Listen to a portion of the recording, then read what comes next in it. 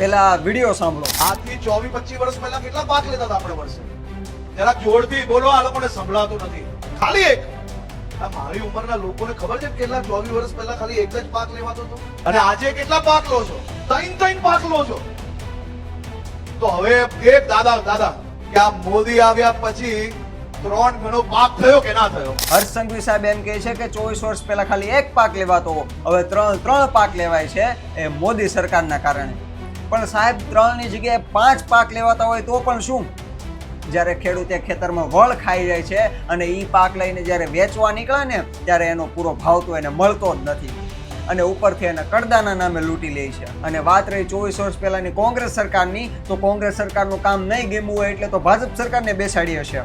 અને જો સરખામણી જ કરવી છે તો બધી બાબતમાં કરો. 24 વર્ષ પહેલા કેટલો દારૂ વેચાતો અને આજે કેટલો વેચાય છે, 24 વર્ષ પહેલા કેટલા રેપના કેસો આવતા અને આજે કેટલા આવે છે. અને મહત્વની વાત, લોકશાહીનો ચોથો પાયો એટલે મીડિયા, એ મીડિયા 24 વર્ષ પહેલા કેટલી આઝાદીથી બોલી શકતી અને આજે કેટલી આઝાદીથી બોલી શકે છે. તમારું શું કહેવું આ બાબતે કમેન્ટ કરજો.